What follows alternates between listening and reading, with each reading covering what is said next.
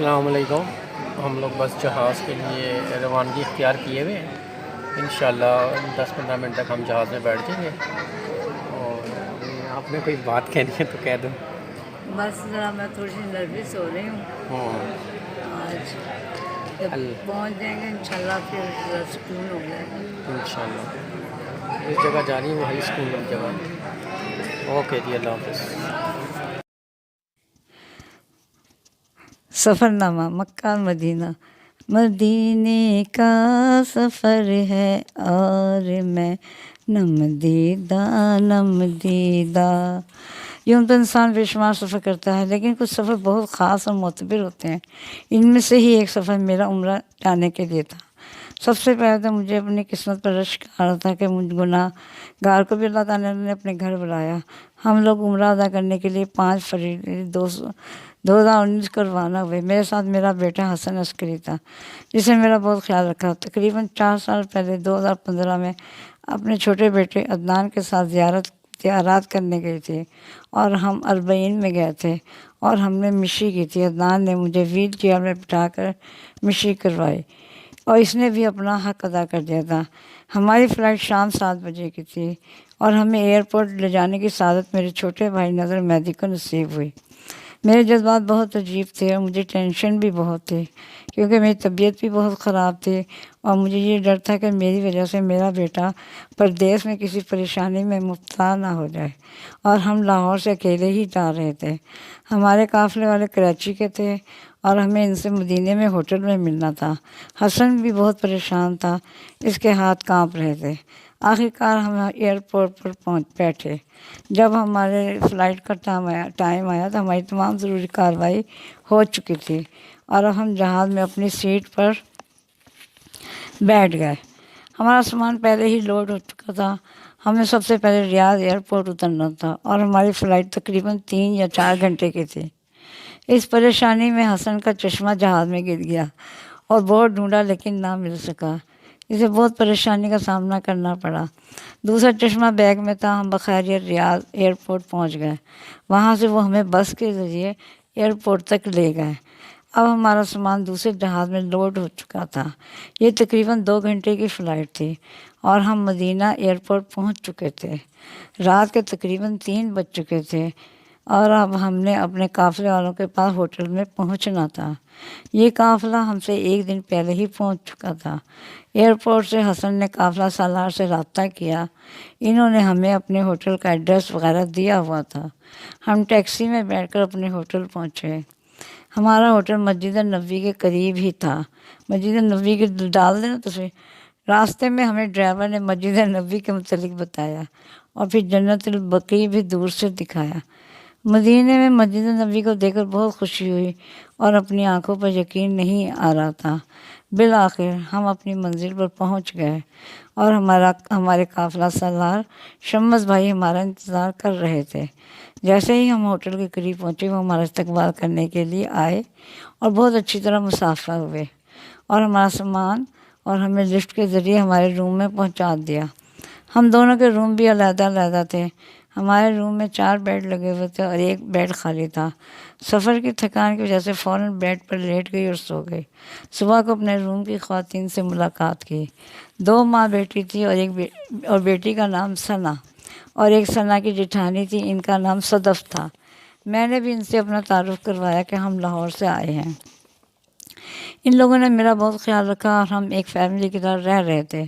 صبح کو حسن میرا حال احوال پتہ کرنے کے لیے آیا اور مجھے ناشتہ چنے اور پوریاں بھی لا کر دیا، لیکن مجھ سے نہیں کھایا گیا۔ پھر میں نے چائے کے ساتھ رس کھا لیا جو میں اپنے ساتھ ہی لے کر گئی تھی۔ میں صبح کی نماز نہیں پڑھ سکی اور ضمیر بہت ملامت کر رہا تھا کہ مدینے میں آ کر نماز نہیں پڑھی گئی، کیونکہ ہوٹل میں کوئی انتظام نہیں تھا۔ سب لوگ مسجد نبوی میں جا کر ہی نماز پڑھتے ہیں۔ ناشتے کے بعد ہم نے اپنا سامان وغیرہ سنبھالا اور اب میرا بیٹا مجھے ویل چیئر میں بٹھا کر مسجد نبوی لے گیا۔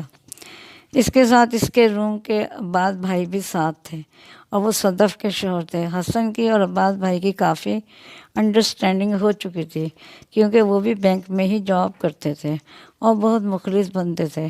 انہوں نے ہمارے پورے سفر میں بہت ساتھ دیا اور ہم اکٹھے ہو کر مسجد نبوی پہنچے۔ جب ہم مسجد نبوی پہنچے اور اونچے اونچے مینار دیکھے تو میرے جذبات قابو میں یہ ذرا ہاں بیان کر دیں ہاتھ میں پکڑ کے، ہاں آپ کو کیسا محسوس ہو رہا ہے؟ مجھے تو بہت اچھا محسوس ہو رہا ہے۔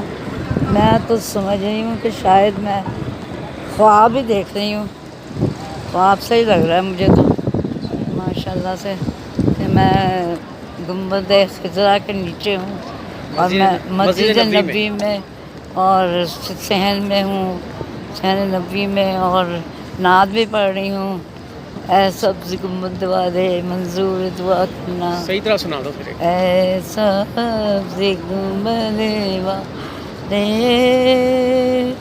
منظور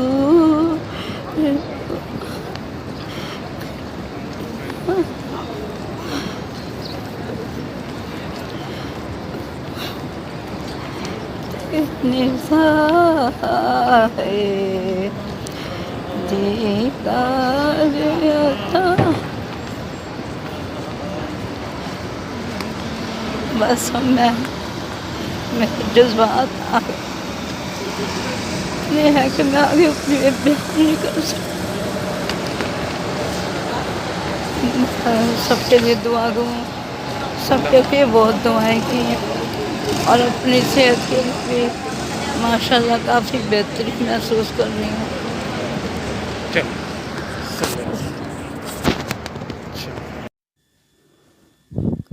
اور میں اپنے جذبات بیان نہیں کر سکتی کہ مجھ گناہ گار کو اللہ تعالیٰ نے مسجد نبوی کی زیارت کروائی۔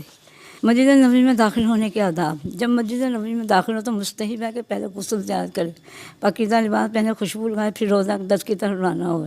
جب دروازے جبریل کے پاس پہنچے تو کھڑا ہو جائے، اذن و خول پڑھے۔ ہمارے پاس رہنمائی کے لیے کتاب موجود تھی جس میں سے دیکھ کر ہم زیارت وغیرہ پڑھتے تھے۔ ہم حرم میں پھرتے رہے اور اپنے نوافل ادا کیے اور پھر ہم جنت البقیع گئے۔ وہاں جا کر ہم نے 2 رکعت نماز ادا کی اور بہت سی زیارات پڑھی۔ کہا جاتا ہے کہ جنت البقیع میں 10,000 صحابہ مدفون ہیں۔ جنت البقیع کے دروازے پر السلام علیکم کہتے ہوئے داخل ہو جائیں۔ یہاں عورتوں کو جانے کی اجازت نہیں ہے۔ ہم نے جالی کے پاس کھڑے ہو کر زیارت پڑھ لی، لیکن مردوں کو خاص وقت میں جانے کی اجازت ہے۔ دائیں طرف ایک احاطہ ہے جس میں سیدہ عالم مخدومہ کونین حضرت فاطمہ زہرا علیہ السلام کی قبر مطہرہ ہے۔ دائیں طرف اور وسط میں حضرت امام حسن مجتبیٰ، امام زین العابدین، امام محمد باقر، امام جعفر صادق کی قبور مطہرہ ہیں، اور بائیں طرف حضرت عباس بن عبد المطلب کی قبر ہے۔ اب میری 14 معصومین کی زیارت مکمل ہو چکی ہیں۔ بقیع کی زیارت سے فارغ ہو کر ہم نے نماز ظہر با جماعت ادا کی۔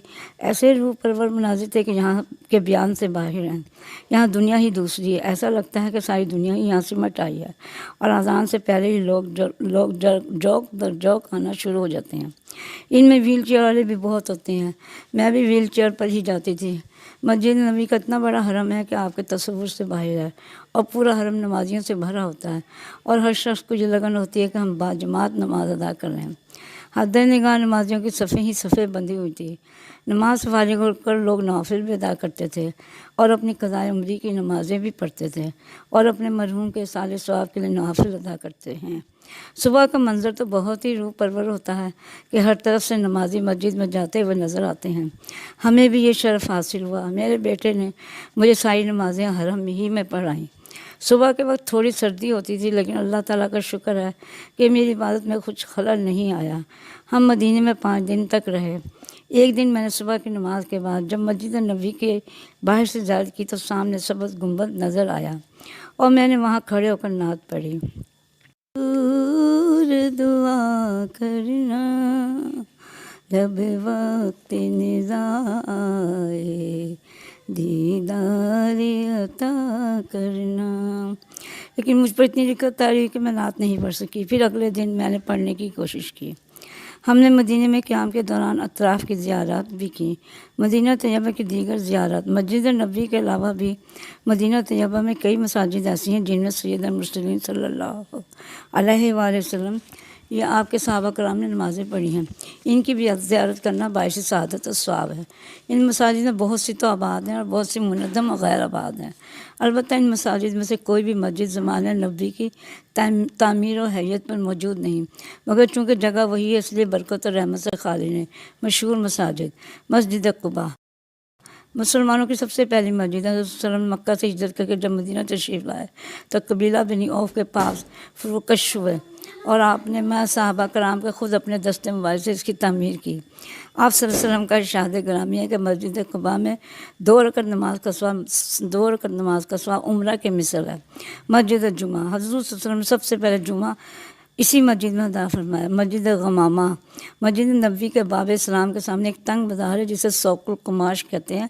मशहूर के हज़रत सल्लल्लाहु अलैहि वसल्लम के ज़माने में भी बाज़ार इसी जगह था। इस बाज़ार से गुजर कर जब मेन रोड पर आते हैं तो सामने मस्जिद गमामा है। इस मस्जिद को मस्जिद मुसल्ला भी कहते हैं। यही वो जगह है जहाँ हज़रत सल्लल्लाहु अलैहि वसल्लम ईदैन की नमाज़ अदा फरमाते थे। सलात व इस्तिस्क़ा भी यहीं अदा फरमाई थी। एक मरतबा धूप की शिद्दत के वक्त इसी मकाम पर साया फगन हुआ, इसी वजह से इसका नाम मस्जिद गमामा मशहूर है। मस्जिद सकिया, इसके अंदर एक कुबा है जिसे कुब्बतुर रूस कहते हैं। इसमें एक कुआं है, बर सकिया भी है। मस्जिद फ़तह, इसका नाम मस्जिद अज़ाब मस्जिद आला भी है। जबाल सिलाह के गरबी किनारे पर ऊंचाई पर वाक़या है। कहते हैं कि ग़ज़वा खंदक के मौके पर यहाँ अपने 3 रोज़ पीर मंगल बुध को दुआ फरमाई। अल्लाह ताला ने 4 शंबा के रोज़ आपकी दुआ कबूल की, फ़तह की खुशखबरी दी और मुसलमानों को मुत्तहिद किया। इस मस्जिद के किबला रुख 4 और मसाजिद हैं जो मस्जिद सलमान फ़ारसी, मस्जिद अबू बकर, मस्जिद उमर और मस्जिद अली के नाम से मशहूर हैं। दरअसल ग़ज़वा खंदक के मौके पर ये इन हज़रात के पड़ाव थे और हुज़ूर सल्लल्लाहु अलैहि वसल्लम ने यहाँ तशरीफ़ लाकर नमाज भी पढ़ी, जिनको महफूज और मुतय्यन करने के लिए गालिबन सबसे पहले हज़रत उमर बिन अब्दुल अज़ीज़ ने मसाजिद की शक्ल दी। ये मकाम मसाजिद खमसा के नाम से मशहूर है। मस्जिद बनी हराम, मस्जिद फ़तह को जाते हुए जबल सलाह की घाटी में दाएं जाने वाक़या, यहाँ भी रसूल सल्लल्लाहु अलैहि वसल्लम ने नमाज अदा फरमाई। इस घाटी के करीब एक गार है जिसमें रसूल सल्लल्लाहु अलैहि वसल्लम पर वही नाजिल हुई। ग़ज़वा खंदक के मौके पर रात को आप सल्लल्लाहु अलैहि वसल्लम ने इसी गार में आराम फरमाया। इस गार की भी ज़ियारत बाइस शर्फ़ व सआदत है। मस्जिद ज़ियाब, इसे मस्जिद राया भी कहा जाता है। जबल ओहद के रास्ते में सीतल विदा से उतरकर बाईं जानब जबल ज़ियाब है, इसी पर यह मस्जिद वाक़ है। मस्जिद क़िबलतैन, मदीना मुनव्वरा के शुमाल मग़रिब में वादी अतीक के करीब ऊंचाई पर वाक़ है। इसकी एक दीवार पे मेहराब का निशान बना हुआ है जिसका रुख बैतुल मुक़द्दस की तरफ है और दूसरी दीवार में बजानिब काबा बाकायदा मेहराब है। कहते हैं तहवील क़िबला का हुक्म ऐन नमाज की हालत में इसी मस्जिद में नाजिल हुआ था, इसीलिए इसे मस्जिद क़िबलतैन कहते हैं। बाद हज़रात फरमाते हैं कि तहवील क़िबला का हुक्म मस्जिद कुबा में हुआ, वल्लाहु अलम। मस्जिद बनी करीज़ा, मस्जिद फजी से जानिब मशरिक़ थोड़े फासले पर है। यहूदी कबीला बनु करीज़ा के मुहासरे के बाद इस जगह वसल्लम क़याम फरमाया था और यहूद के बारे में मुकर्रर करदा हुक्म हज़रत साद बिन माद ने यही वो फैसला सावर किया था जिसकी रूह से यहूदी मर्दों को कत्ल और बच्चों औरतों को कैदी बनाया गया था। मस्जिद बनी ज़फ़र, यह मस्जिद बकी से मशरिक़ी जानिब हुर्रा अकम के किनारे वाक़ है। यहाँ कबीला बनु ज़फ़र और बूद बाश रखता था। एक मरतबा सरकार आलम सल्लम यहाँ पर तशरीफ़ फरमा हुए और नमाज अदा फरमाई। नमाज के बाद वहीं पड़े हुए एक पत्थर पर आप बैठ गए। अहले मदीना में ज़माना कदीम से ये बात मशहूर है कि जिस औरत की औलाद ना होती हो वो इस पत्थर पर बैठ जाए तो इंशाअल्लाह साहिब औलाद हो जाती है। इस पत्थर पर बैठ कर एक सहाबी ने आप सल्लल्लाहु अलैहि वसल्लम की फरमाइश पर कुरान की तिलावत की। एक आयत की तिलावत पर आप सल्लल्लाहु अलैहि वसल्लम पर गिरिया तारी हुआ। इतराफ़ की ज़ियारत करने के बाद हमारे पास एक दिन था। हमने सोचा बच्चों के लिए कुछ शॉपिंग भी कर लें। फिर हमने लोगों से पूछा कि हम कहाँ से शॉपिंग करें। उन्होंने बंगाली बाज़ार के बारे में बताया। मुझे मेरा बेटा बंगाली बाज़ार ले आया। हमारे साथ अब्बास भाई भी थे, इन्होंने हमारी बहुत रहनुमाई की। बाज़ार में जाकर तो दिल ये कर रहा था कि सब कुछ ख़रीद लें। कुछ ज़रूरी चीज़ें ख़रीदें और हम तकरीबन ज़ोहर की नमाज़ तक सीधे मस्जिद नबवी ही पहुंच गए। वहाँ नमाज से फारिग होकर हम अपने होटल आ गए और खाना वगैरह खाया और आराम किया। आज हमारा मदीने में आखिरी दिन था और अब हमारा सफ़र मक्का मुकरमा की तरफ था।